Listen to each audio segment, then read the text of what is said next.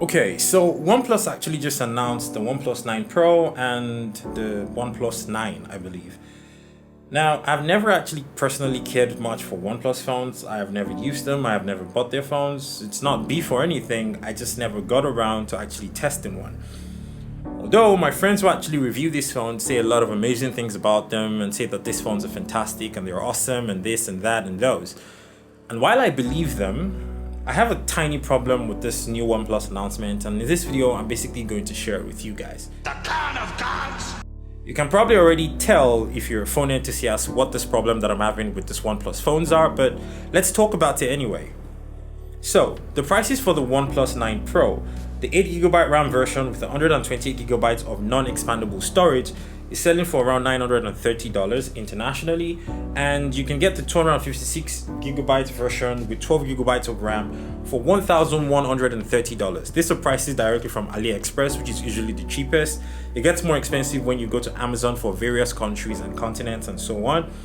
But these are essentially the prices for the OnePlus 9 Pro. And this is exactly the problem. You see, OnePlus actually came out as this brand that was giving people very, very good value for money. In fact, insane value for money. They essentially positioned themselves as this brand that's going to give you phones that are nearing flagship performance for mid-range prices. So somewhere between $450 to $650. That's basically the range that OnePlus has been playing for a very long time. This essentially marks OnePlus moving all the way up to that top tier. I mean, they've been gradually creeping up to the top tier over the years, and we've all noticed this, but this is essentially the first time that OnePlus has gone all in and decided to just release a full-on flagship.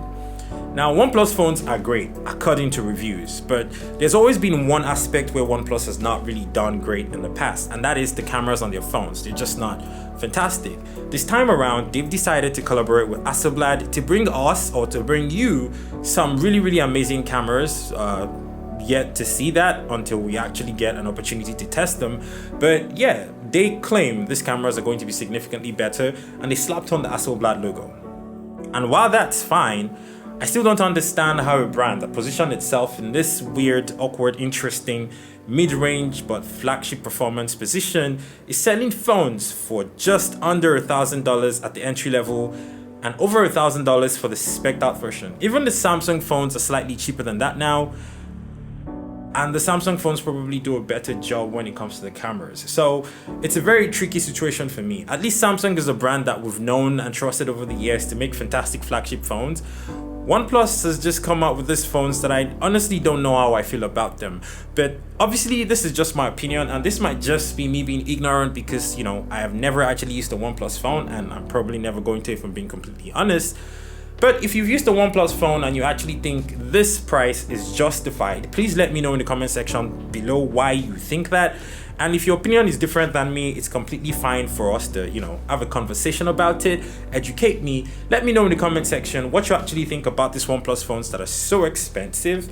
Most of the comments that I've been reading online about these phones and the pricing has been mostly negative. Only people who are extreme OnePlus fanboys have been saying positive things about this phone, but personally, without even using the phones, I can already tell that the prices are going to be a problem.